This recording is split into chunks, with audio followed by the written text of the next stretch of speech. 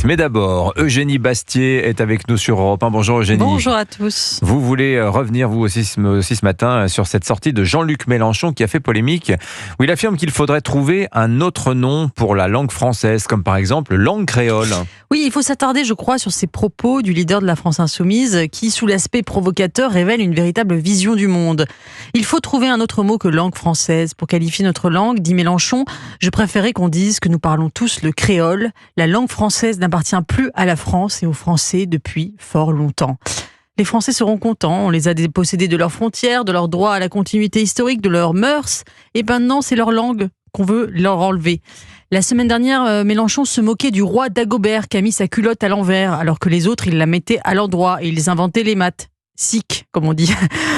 Ajoutant que s'il n'y avait pas eu Saladin, vous ne sauriez pas bâtir des cathédrales, c'est lui qui vous a appris les vitraux.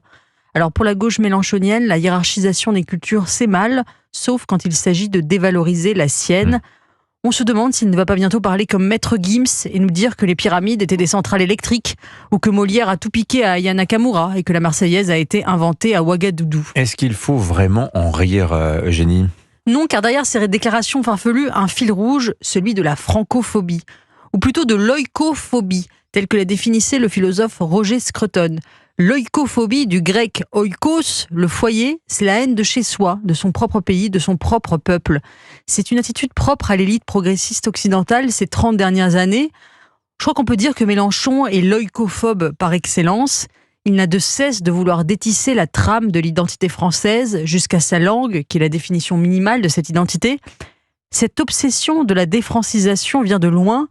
Déjà sur son blog en 2016, alors qu'il visitait le musée de la bataille de Gergovie, Mélenchon se faisait cette réflexion. Le gaulois de souche n'existe pas. La créolisation est la règle. Un grand mélange des cultures celtes entre elles avec celles des Méditerranéens. C'est exactement la même démarche, vous savez, qu'avait eu Patrick Boucheron, l'historien, dans l'histoire mondiale de la France, lorsqu'il datait le début de notre pays de la grotte de Chauvet, cette préhistoire idyllique où circulait une humanité migrante et métissée.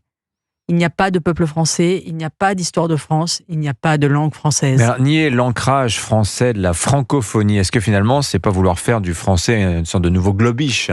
Oui, tout à fait. Faire du français un nouveau créole, c'est vouloir en faire un globish mondialisé, déterritorialisé, émancipé de tout enracinement, de toute histoire. Or, comme le dit très bien Régis Debray, contrairement à l'anglais qui est la langue des affaires, mobile, fluide, internationale, océanique, le français est la langue de la limite, de la forme, de la clarté, de la distinction. Le français est une langue politique, faite pour unir des peuples disparates, là où l'anglais est une langue instrumentale, qui cherche avant tout la rapidité de la communication. La créolisation de Mélenchon n'a rien d'un projet poétique. C'est la liquidation tranquille de la France pour l'utopie d'une mondialisation heureuse. Finalement, Mélenchon se rêve en Édouard Glissant, mais il n'est que le ventriloque fatigué de Jacques Attali. Signature Europe 1, Eugénie Bastier. Merci Eugénie. Dans un instant, sur Europe 1, Pascal Praud nous rejoindra pour le sommaire de Pascal Praud et vous.